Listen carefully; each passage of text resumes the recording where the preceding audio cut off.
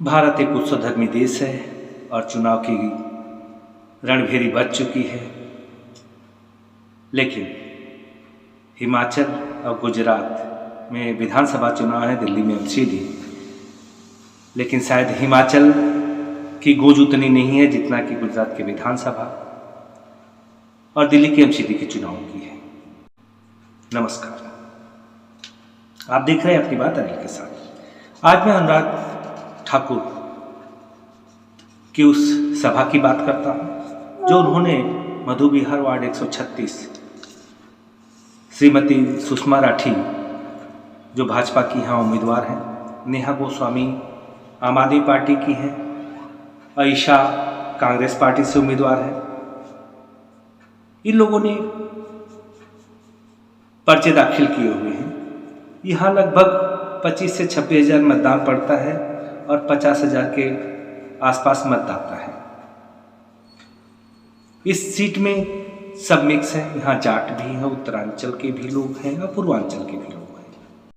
अनुराग ठाकुर ने वहाँ पर जो लोग इकट्ठे थे, भीड़ को देख करके वहाँ की संख्या के बारे में क्या कहा।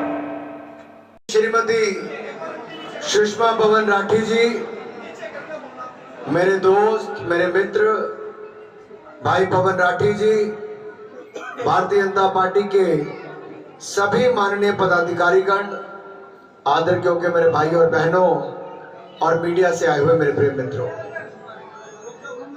मैं आज की ये चौथी सभा कर रहा हूं और आपके सभा में ये सभा स्थल छोटा पड़ गया, बाहर सड़क तक भीड़ इकट्ठी है।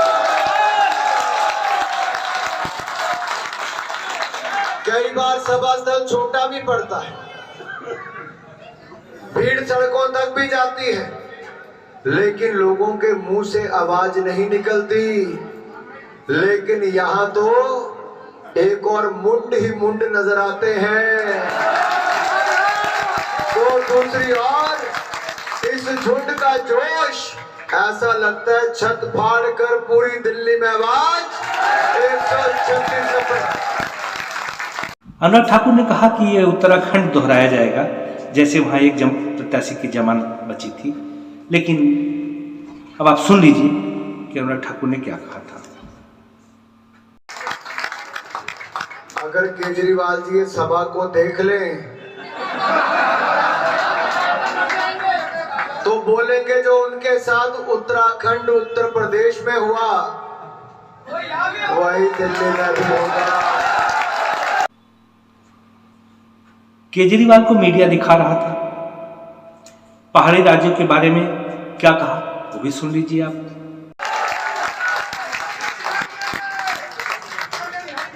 मैं उत्तर प्रदेश का सह प्रभारी था चुनाव का, तो मैं हैरान था कि मीडिया के लोग केजरीवाल जी का जमीन पे कुछ नहीं, आम आदमी पार्टी का, इसको क्यों दिखाते हैं। तो कहीं पे पीएम साहब की, मोदी साहब की, योगी साहब की फोटो आए, साथ में इसकी फोटो लगा दे। जब नतीजे आए तो भाई साहब 403 सीटों में एक सीट जीतनी तो क्या, सारी पे जमानत जब्त होने लगा। उत्तराखंड में भी इन्होंने यही किया, कहते बस पहाड़ी राज्य तो हमारा ही है।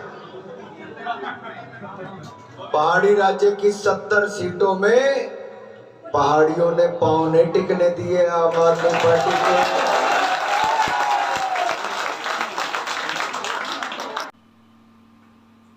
अब जैसा भाजपा कर रही है केजरीवाल के भ्रष्टाचार के बारे में, अनुराग ठाकुर ने गुलाब सिंह के पीटे जाने पर भी व्यंग कसा और चुटकी ली, कुछ इस तरह से। भाई और बहनों, हिमाचल भी आए। एक दिन शाम को इनके प्रदेशाध्यक्ष, इनके महामंत्री, इनके महिला मोर्चा के अध्यक्ष, इनके आईटी के संयोजक, इनके व्यापार प्रकोष्ठ के संयोजक सारे मेरे घर पे आके, मैं क्या क्यों आए हो, कहते केजरीवाल जी तो बहुत फ्रॉड आदमी, हमें छुटकारा दिला दो। तो मैंने कहा मैं कैसे दिलाऊं। कहते भाई साहब हमने तो इसको सुना था कि ये तो कहते थे हम ईमानदारी से काम करेंगे, पर यहाँ तो टिकट से लेके हर चीज पे पैसा मांगा जाता है। दिल्ली में तो नहीं मांगे ना टिकटों के पैसे।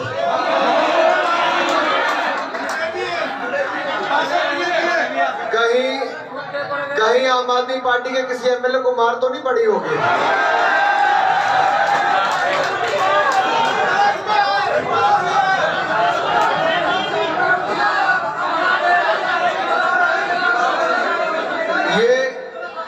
ये टिकट बेचने वालों के कारण पड़ी है।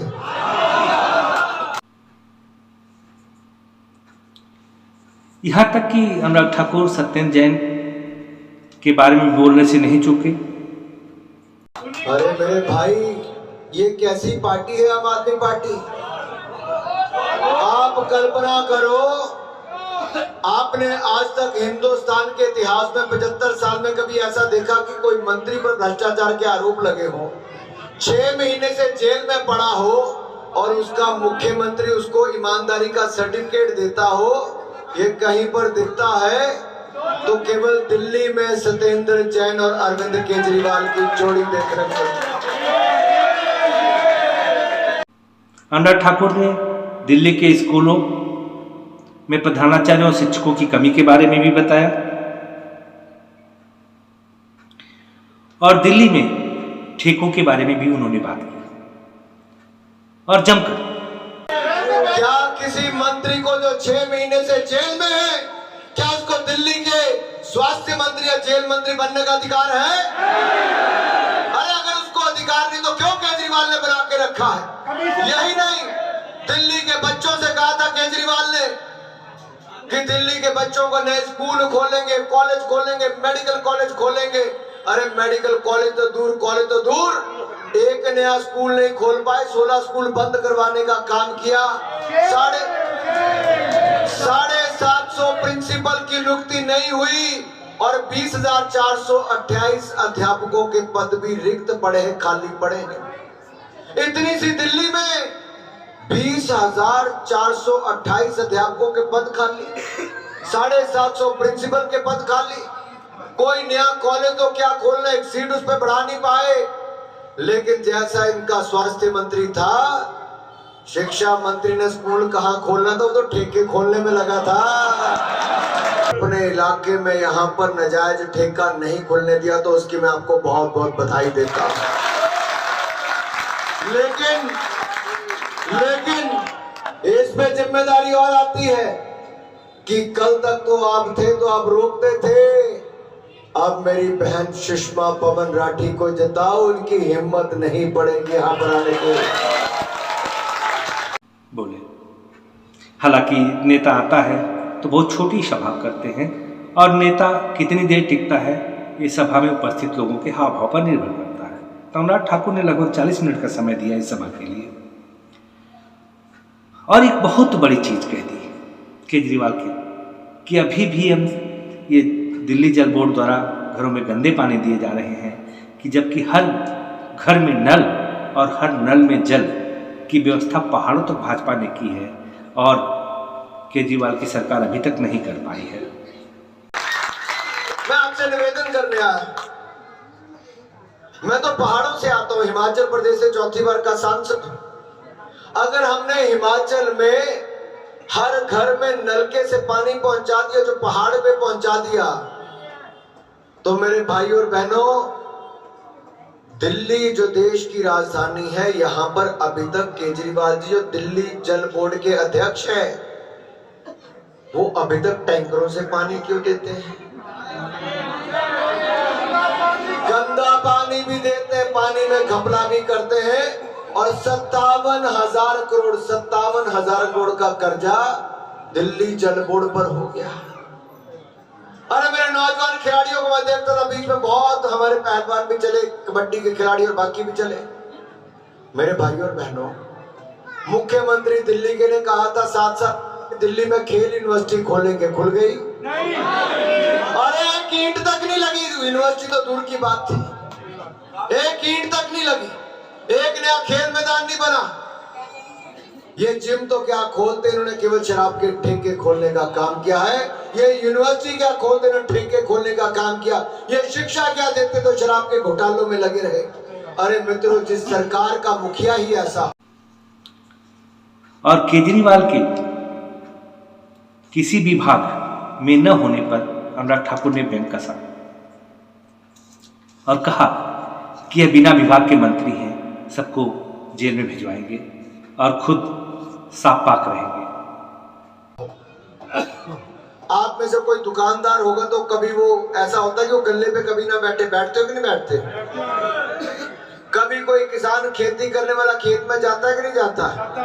ये दिल्ली का कैसा मुख्यमंत्री है जिसके पास पूरी सरकार तो है, 8 साल में एक भी दफ्तर नहीं है, एक भी फाइल साइन नहीं की है और ना ही किसी विभाग की जिम्मेदारी लेने का काम किया है। ये बड़ा समझदार आदमी है।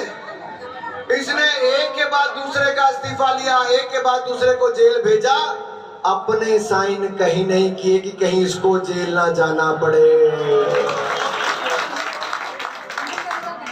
मेरे भाई और बहनों, ऐसा व्यक्ति जो जिम्मेदारी लेने के लिए तैयार ना हो तो क्या आप उनके लोगों को जिम्मेदारी देंगे? अरे आपने तो अपने दम पे टिकट पाई है, अब जीत भी इतनी बड़ी कमाना।